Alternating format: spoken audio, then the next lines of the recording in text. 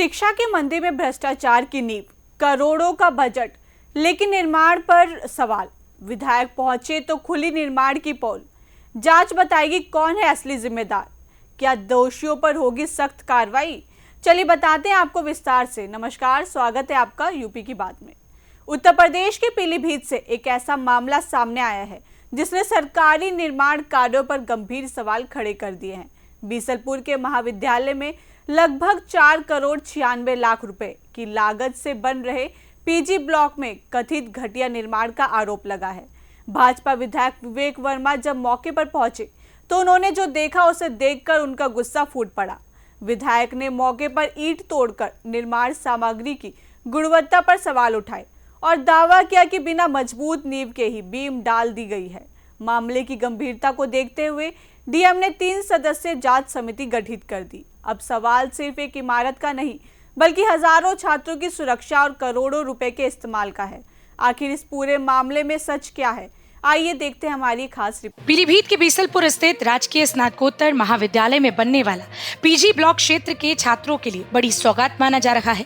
करीब 4 करोड़ 96 लाख 93 हजार रुपए की लागत से बनने वाले इस भवन से उच्च शिक्षा को नई दिशा मिलने की उम्मीद थी, लेकिन निर्माण कार्य के दौरान सामने आई कथित अनियमितताओं ने पूरे प्रोजेक्ट को सवालों के घेरे में ला दिया।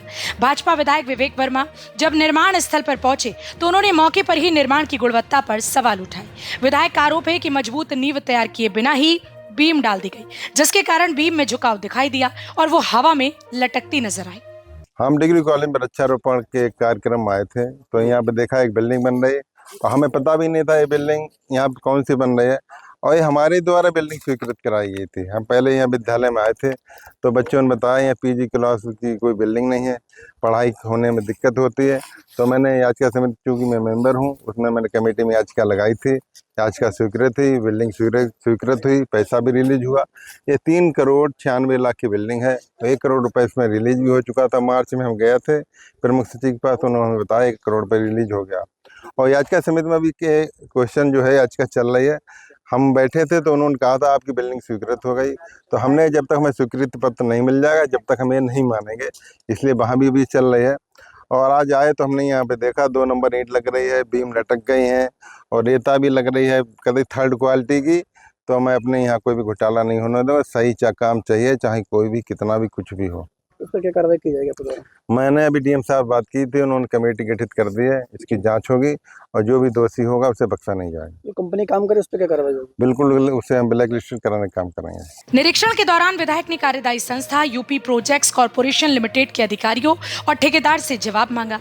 विधायक ने निर्माण सामग्री की गुणवत्ता जांचने के लिए मौके पर ईंट उठाकर तोड़ी और घटिया निर्माण का आरोप लगाया।